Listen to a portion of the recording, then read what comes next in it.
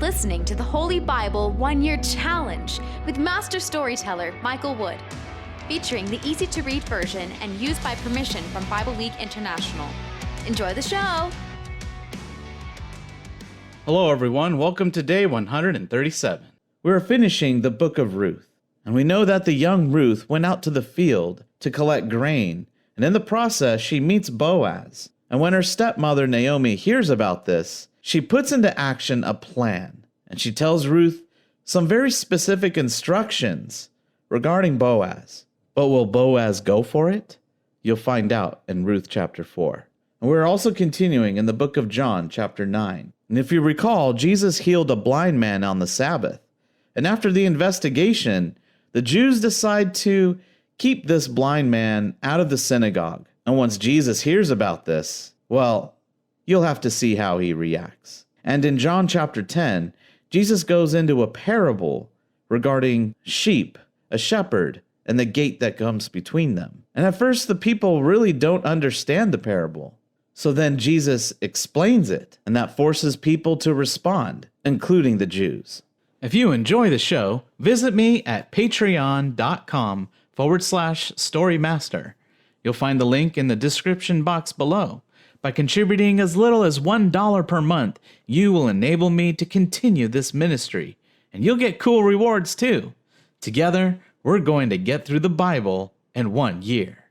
Let's get started. Ruth chapter 3, the threshing floor. Sometime later, Ruth's mother-in-law, Naomi, said to her, "My daughter, I must find you a husband who will provide you a home and take care of you. Remember Boaz, whose field you worked in with his women servants?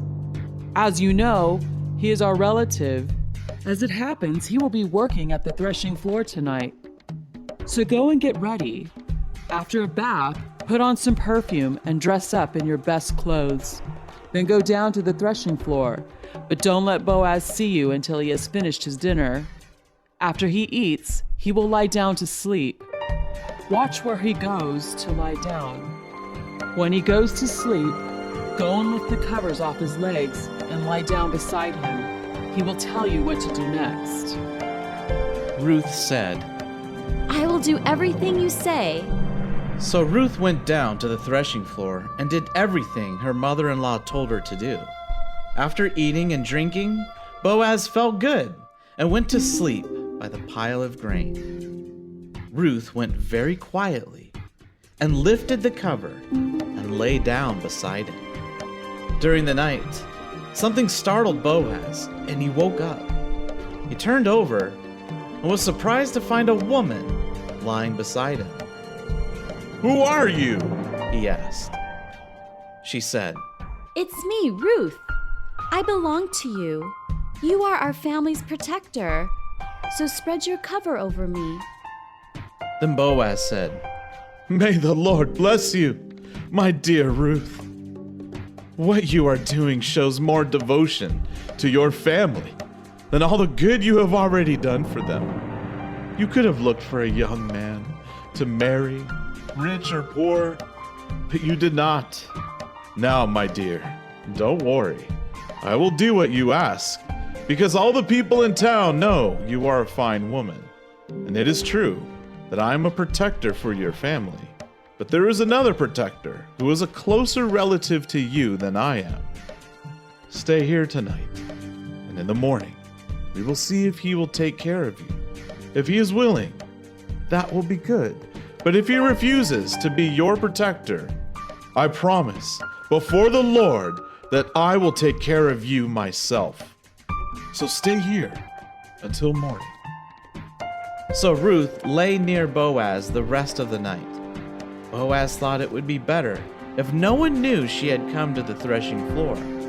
So she got up and left, while it was still too dark for anyone to recognize her. Boaz said to her, "We will keep it a secret that you came here to me last night."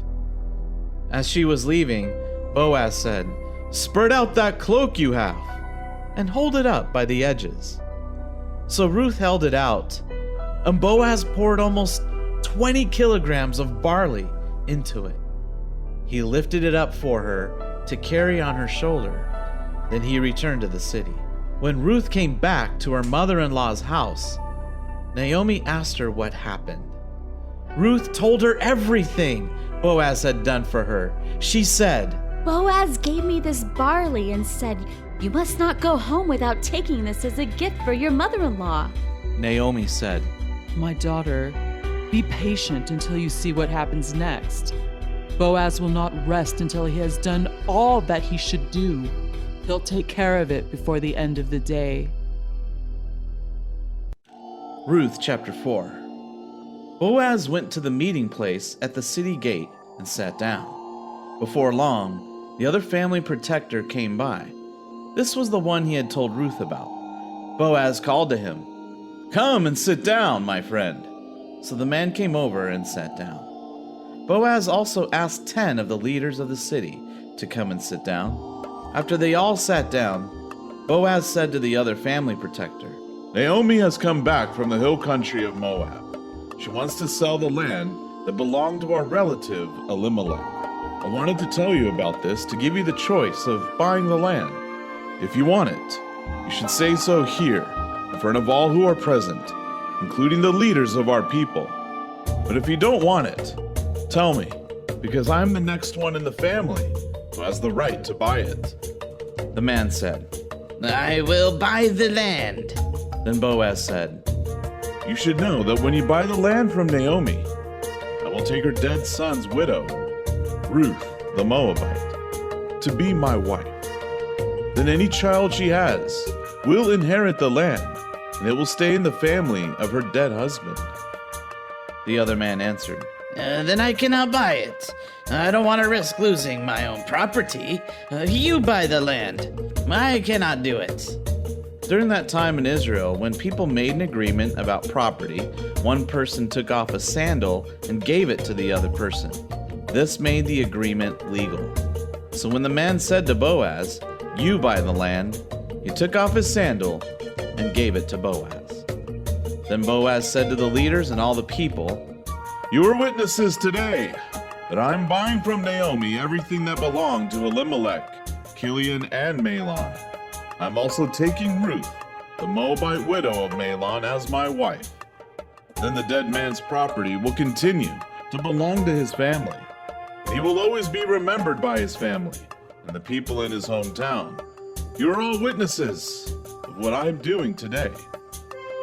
So the leaders and all the people who were there at the entrance to the city said, We are witnesses to this, and may the Lord bless this woman who is coming into your home. May she be like Rachel and Leah. They made the family of Israel strong by having many children. And may you enjoy great success in the family of Ephrathah and be famous in Bethlehem. May the Lord bless you with many children through Ruth. May your family become great, like the family of Perez, the son of Judah, and Tamar. So Boaz married Ruth, and they lived together as husband and wife. The Lord allowed Ruth to become pregnant, and she had a son. The women there said to Naomi, Praise the Lord who gave you this child. May he become famous in Israel. He will give you new life and take care of you in your old age. He is the child you have from your daughter-in-law. She loves you, and by herself has been better for you than 7 sons. Naomi took the baby and held him close. She became the one to take care of him. The neighbors gave the boy his name. These women said, Now Naomi has a son. They named him Obed. Obed later became the father of Jesse, who was the father of David. The family of Ruth and Boaz. This is the family history of Perez. Perez was the father of Hezron. Hezron was the father of Ram. Ram was the father of Amminadab. Amminadab was the father of Nahshon. Nahshon was the father of Salmon. Salmon was the father of Boaz. Boaz was the father of Obed. Obed was the father of Jesse. Jesse was the father of King David. John chapter 9 verse 35 to chapter 10 verse 21. Spiritual blindness. When Jesus heard that they had forced the man to leave, he found him and asked him, "Do you believe in the Son of Man?" The man said, Tell me who he is, sir, so I can believe in him. Jesus said to him, "You have already seen him. The Son of Man is the one talking with you now." The man answered, Yes, I believe, Lord. Then he bowed and worshiped Jesus. Jesus said, "I came into this world so that the world could be judged. I came so that people who are blind could see. And I came so that people who think they see would become blind." Some of the Pharisees were near Jesus. They heard him say this. They asked, What? Are you saying that we are blind too? Jesus said, "If you were really blind, you would not be guilty of sin. But you say that you see, so you are still guilty." The shepherd and his sheep. Jesus said, "It is certainly true that when a man enters the sheep pen, he should use the gate. If he climbs in some other way, he is a robber. He is trying to steal the sheep. But the one who takes care of the sheep enters through the gate. He is the shepherd. The man who guards the gate opens the gate for the shepherd, and the sheep listen to the voice of the shepherd. He calls his own sheep by name and leads them out. When he has all his own sheep together, he walks ahead of them. The sheep follow him because they know his voice. But sheep will never follow someone they don't know. They will run away because they don't know that person's voice." Jesus told the people this story, but they did not understand what it meant. So Jesus said again, "I assure you, I am the gate for the sheep. All those who came before me were thieves and robbers. The sheep did not listen to them. I am the gate. Whoever enters through me will be saved. They will be able to come in and go out. They will find everything they need. A thief comes to steal, kill, and destroy. But I came to give life, life that is more than you can imagine now. I am the good shepherd, and the good shepherd gives his life for the sheep. The worker who is paid to keep the sheep is different from the shepherd. The paid worker does not own the sheep. So when he sees a wolf coming, he runs away and leaves the sheep alone. Then the wolf attacks the sheep and scatters them. The man runs away because he is only a paid worker. He does not really care about the sheep. I am the shepherd who cares for the sheep. I know my sheep just as the Father knows me, and my sheep know me just as I know the Father, and I give my life for these sheep. I have other sheep that are not in this flock here. I must lead them too. They will listen to my voice, and there will be one flock and one shepherd. The Father loves me because I give up my life. I give up my life so that I can get it back again. No one takes my life away from me. I give my own life freely. I have the right to give my life, and I have the right to get it back again. This is what the Father told me. Again, the Jews were divided over what Jesus was saying. Many of them said, A demon has come into him and made him crazy. Why listen to him? but others said, These aren't the words of someone controlled by a demon. A demon cannot heal the eyes of a blind man.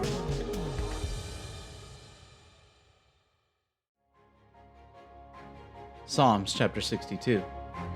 For the music director, Jeduthun, a psalm of David. Here I am, quietly looking to God for help. My salvation comes from Him. He is my rock, the only one who can save me. He is the fortress where no enemy can defeat me. How long will you people attack me? Do you all want to kill me? I'm like a leaning wall, like a fence ready to fall. You only want to destroy me, to bring me down from my important position.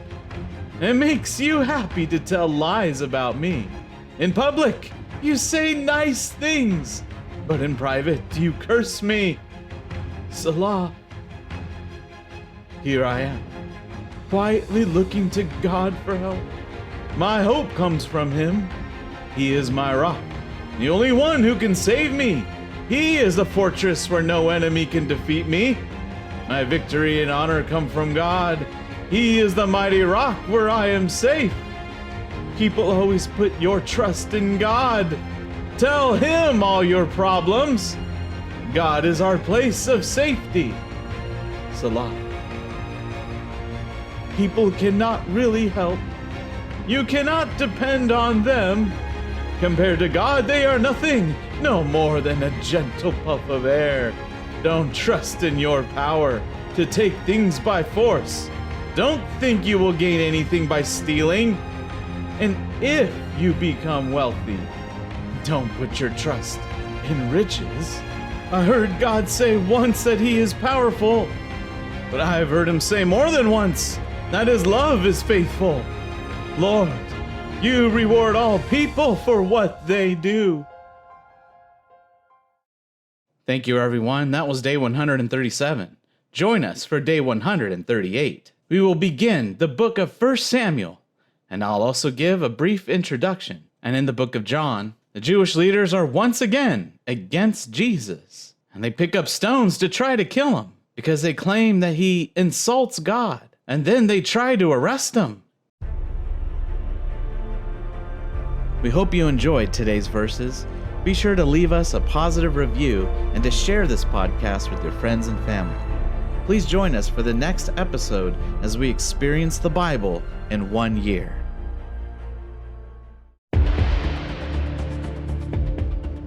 Did you know we offer online courses in creative writing, literature, and web design?